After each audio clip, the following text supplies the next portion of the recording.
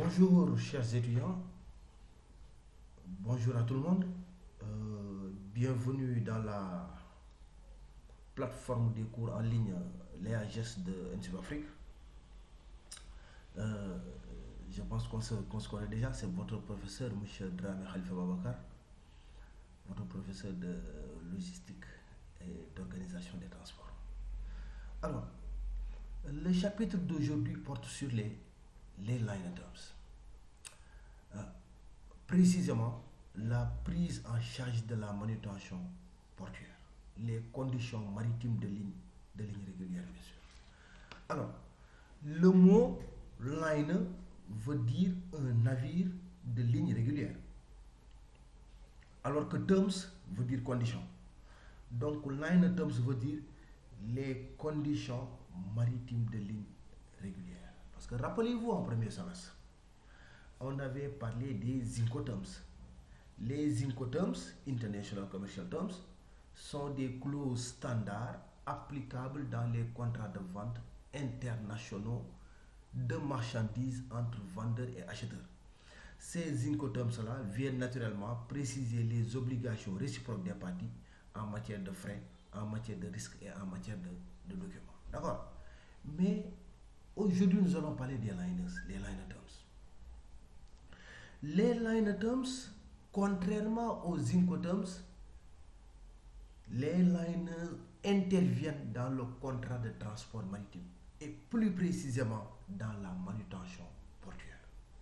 Alors, qu'est-ce qu'un liner term? Quels sont les différents liner terms? Quel est leur rôle? Quel est leur objectif? Quelle est leur finalité? Je vais en revenir après. Mais il faut savoir une chose. Le transport maritime international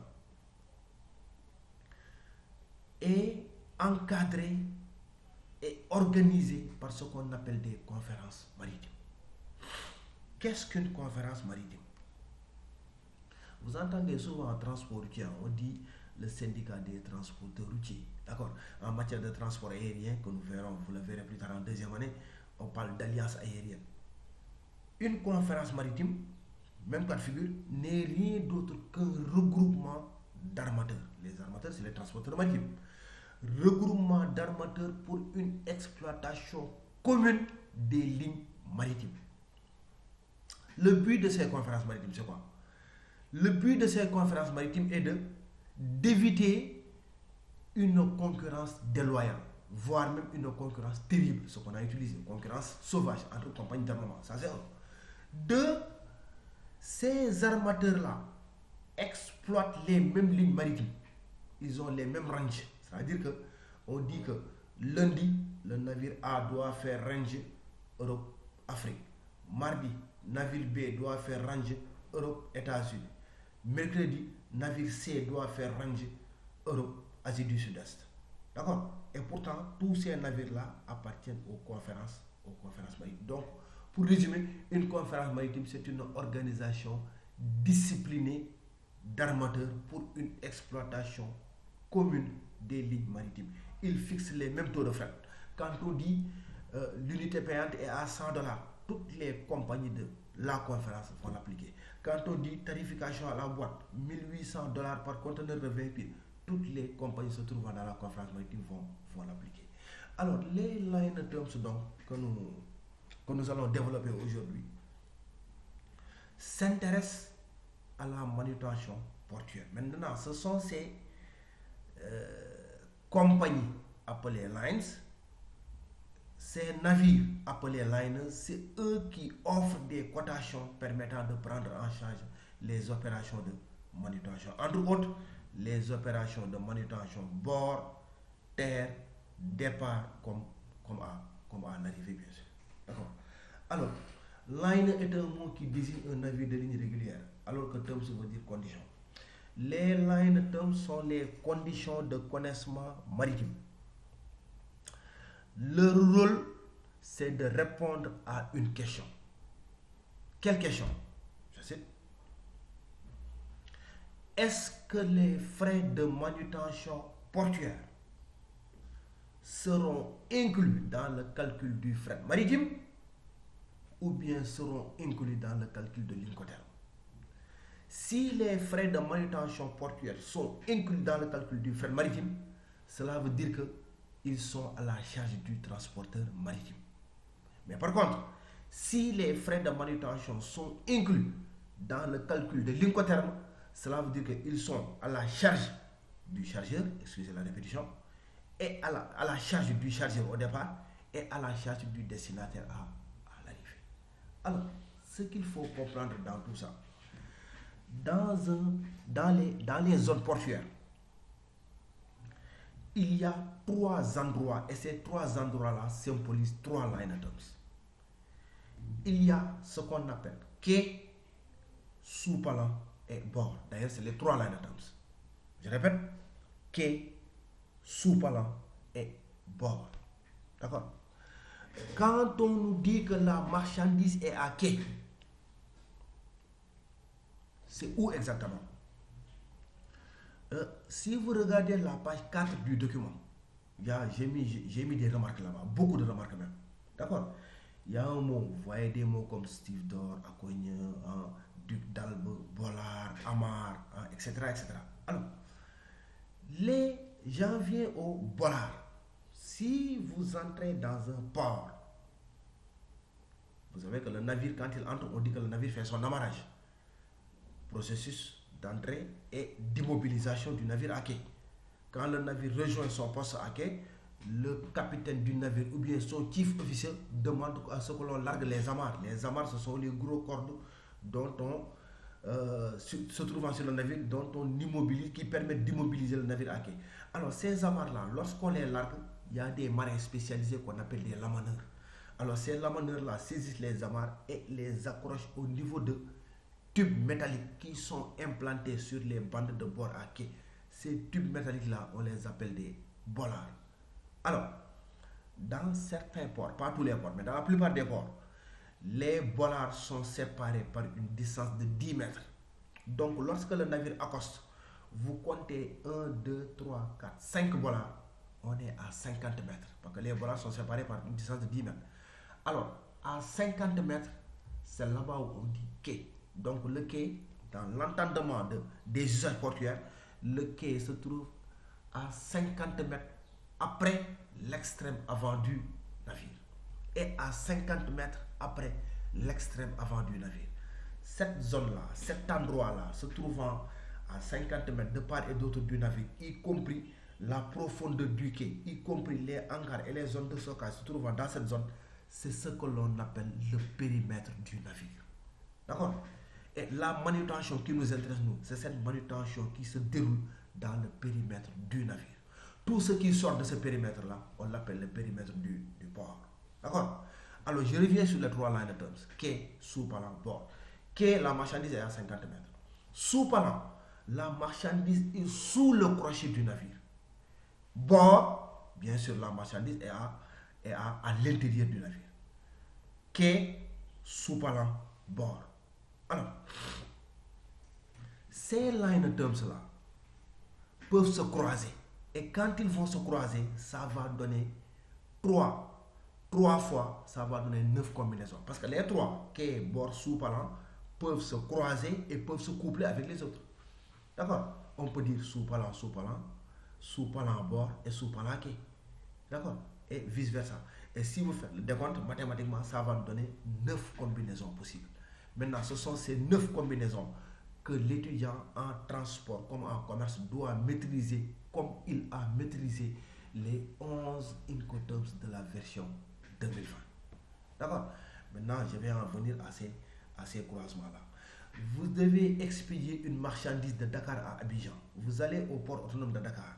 Vous voyez l'armateur Bolloré Africa Logistics. Vous dites à Bolloré, je dois expédier un conteneur de 20 pieds à Abidjan. D'accord?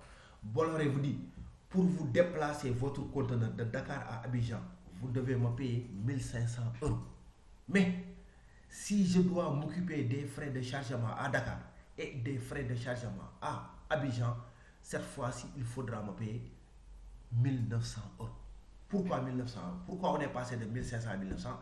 Mais c'est parce que la compagnie Bolloré a inclus les frais de chargement 200 € au départ et les frais de déchargement à Abidjan 200 € aussi à l'arrivée. 1500 plus les 200, 1700 plus 200, ça fait 1900 €. Donc, Bolloré nous a fait une cotation de fret Soupalan. La société Bolloré va prendre la marchandise depuis Soupalan, Dakar, la charger, la déplacer à Abidjan et décharger la marchandise Soupalan du port de destination. Et dans pareil cas, les frais de chargement et les frais de déchargement seront inclus dans le calcul du fret maritime, bien sûr. D'accord? En anglais, on dira line in, line out. Dans certains ports, même la notion de undership tackle to undership tackle est utilisée. D'accord? Ship tackle veut dire Soupalan. Undership tackle, Soupalan du navire. D'accord? Line in, line out. Ou bien LILO. Ça, c'est la codification. Vous le verrez dans les précisions dans la page 3 du document court que je vous ai envoyé portant sur les line items. D'accord? Donc, ça, c'est du Soupalan. D'accord? Alors, une semaine après, je vais voir la compagnie Grimaldi. Je dois expédier une marchandise à Marseille. Je vais au port de Dakar pour voir Grimaldi. Mais Grimaldi me dit, le fret maritime est côté KK. Alors là, ça veut dire que la compagnie Grimaldi va prendre en charge la marchandise depuis le quai du port de Dakar jusqu'au quai du port de Marseille. Que va faire la société Grimaldi? Grimaldi va prendre la marchandise à 50 mètres du navire. On est au port de Dakar. Il va faire ce qu'on appelle l'approche. Cette approche-là, ce qu'on appelle la manutention terre. D'autres l'appellent Akonachi du moins. Akonachi. Alors, cette manutention terre est effectuée par des professionnels qu'on appelle des manutentionnaires terre, ou bien en anglais, on les appelle des Akoni. D'accord? Quand il fait l'approche jusqu'à Soupalan, là, il y a l'autre manutentionnaire qu'on appelle le stevedore. Le manutentionnaire bord, c'est lui qui va faire du stevedoring, c'est le chargement. Il déplace jusqu'au port de Marseille. Arrivé à Marseille, le stevedore décharge la marchandise Soupalan port de Marseille et enfin, l'Acogne le reprend et va le remettre à quai du port de Marseille. Ou bien même sur le véhicule qui est censé effectuer le post-acheminement sur l'Interland français. D'accord? Donc, qu'est-ce qu'on constate? Que lorsque le fret est côté KK, les obligations du transporteur sont beaucoup plus étendues parce que tous les frais de manutention seront inclus dans le calcul du fret maritime. En anglais, on dit from key to key ou bien on dit aussi peer to peer, codifié en P/P. D'accord? Ensuite, troisième couple, j'ai parlé de Soupalan. J'ai parlé de KK et enfin bord. Simple, très simple. Là, c'est le classique. Le navire te dit qu'il attend la marchandise à bord et il va te rendre la marchandise à bord. Donc, au départ, le chargeur devra se débrouiller pour aller mettre la marchandise à bord du navire. Parce que l'armateur ne fera que déplacement port A, port B. Arrivé au port de destination, le destinataire devra se débrouiller pour trouver des appareils de manutention ou bien une société de manutention qui vienne lui décharger sa marchandise. Donc, lorsque le fret est coté bord, fret maritime égale transport maritime. Vous le verrez aussi dans les précisions. Donc, bord, KK, Soupalan. On peut les croiser. Ah oui, on peut les croiser. Rappelez-vous, au départ, on avait dit 9 combinaisons possibles. Je viens d'en énumérer 3. D'accord? Je vais en donner 2 autres, parce qu'après, comme vous le savez, la logique, c'est la science de la logique.